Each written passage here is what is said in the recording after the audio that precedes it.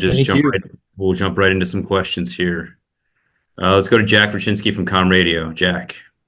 Hi, Dom. Thanks for the time. We talked with Coach Allen earlier, and he talked about an underrated aspect of the Boise State offense being their quarterback, his ability to distribute and to make plays. Coming off of a game where you were going against a quarterback in Kevin Jennings that was prided himself on extending plays, how does that bolster your confidence going into the Fiesta Bowl?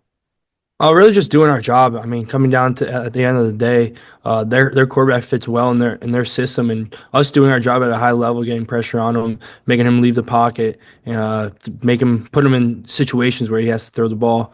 It's just going to help us out. Thanks. We'll go to Rich Scarcella. Don, thanks for your time today.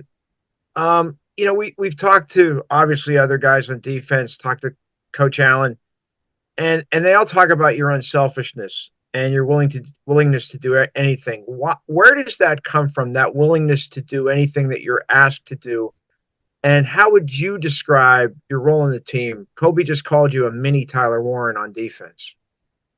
I mean, I would say it's from my parents. They always told me that you gotta be a team player and you gotta do what you have to do what's best for the team. And if that's being the water boy, I'll be the best water boy in the country.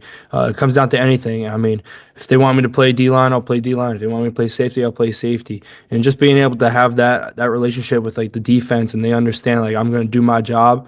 And I may not make the play, but I'm happy for my brothers that do make the play, and that's really what it comes down to at the end of the day. As long as we win the game, I'll do whatever I need to do. Thanks, Dom. Mark Wogenrich. Thanks, Dom. If you could testify in front of like a college football hearing or something like that about the value and the impact walk-ons have in college football and have had over the years, what would you want them to know about your story? What would you want to tell them? I mean, walk-ons are the backbone of the country of college football, I would say. I mean, we wouldn't be able to have practice squads or even get some looks from even for each week because it's so hard to have that many guys on the team at once. I mean, having the walk-ons being able to do that, it helps us a lot. I mean, they do so much, not just for the practice squad. I mean, just having that relationship with everyone. I mean, those guys just are happy to be on the team, and they're not just here to play football. They're here to live out their dream and be a part of the culture of Penn State football or whatever respective team they're on. And I mean, just being able to do that, it's a huge honor for us. Thanks, Dom. Thanks for sharing. Devin Jackson. Hey Dom, thanks for doing this. Wanted to ask about Stacy Collins, the Boise State special teams coach. I know special teams was a big part of your early career at Penn State. What was he like as a coach, and how much did you enjoy getting to play for him? And now you'll have our opportunity to play against him on Tuesday.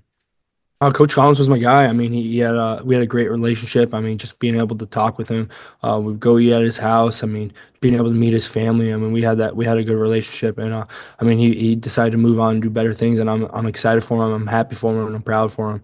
And being able to go against him this week, I'm excited to play against him. Joe Smeltzer, you're up for Dom. Hey Dom, thanks for the time. So, in going against a guy like Ashton Jeanty, obviously wrapping up and tackling is essential. How do you think this defense has done with that just generally through the first 14 games of the season? I mean, we struggled a little bit at sometimes, but I mean, offense always had our back on those days, and then sometimes we'll have the offense's back, vice versa. I mean, just being able to play as a team is huge for us, and just for as a defense perspective, I mean, I feel like if we just do our job at a high level, wrap up, make tackle, even hold them up, and let the gang come and let the whole team, all 11 players, run to the football. I mean, that's gonna be huge for us. As long as everyone gets to the football, I feel like we'll have a great game. Rich, back to you. Dom, in what ways has Jalen Reed made other guys on the defense better? In what ways has he made you better? I mean, I was talking to Coach Connor about this not too long ago. I mean, I feel like Jalen Reed's one of the smartest guys on our team. I mean, just the way he understands the game, it's crazy. He knows the play before it's even ran, and we communicate a lot on that and seeing what we see from different perspective. I mean, being back at safety, I mean, you're going to see it differently than seeing it up front as a Will. And just being able to communicate, we're helping each other, we're making each other better and making each other play faster. Just having him being able to play off each other, I mean, that's huge. Audrey, your question for Dom. Hey Dom, thanks for your time. Obviously, season's not done yet, and I'm not sure how much or little you guys kind of reflect in the midst of this whole thing. But what is maybe the moment or the play or plays that you're going to remember most so far this season? Uh, ooh. I mean, there's a couple, but I would say Minnesota was a good play. I would say that pick or that really just started the momentum for the whole defense. I mean, just for turnovers and even for myself to have that confidence to keep on playing and keep on doing your job, and you never know when it's gonna pay off. And I feel like that's everyone's mindset right now, just doing their job at a high level and just let the plays come to you.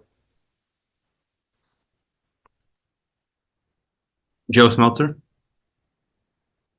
Yeah, to follow up on my first question, your answer to my first question, you said that Penn State has struggled at times with wrapping up. What do you think has led to those struggles, and how much do you think that aspect has improved over the season? I would say just stopping our feet on contact. I mean, we practiced it a lot the last couple weeks, and just being able to do that day in and day out. It doesn't matter what game and who we're playing. Just being able to keep your feet on contact, wrap up, and run through whoever's running the ball. I mean, that's going to be huge for us. All right, Rich, we'll close up today with your final question for Dom. Thanks, Scott. Dom, obviously, this is game number 15 for you guys. In what kind of physical and mental toll has it taken on you? Has it been an issue at all for you or for other guys, the length of the season? Excuse me. I wouldn't say it's been an issue, but I mean, everyone has those bumps and bruises going through 15 games in a season. I mean, it's not easy. You're obviously you're playing at a high level, playing at a physical level. It's gonna happen, and just everyone taking care of their bodies. I mean, after practice, the ice tubs are so hard to get into because there's everyone's in there trying to get their body right and recovered for the next week. And I mean, I feel like that's a good problem to have as a team. Everyone's on the recovery train and just being able to do that.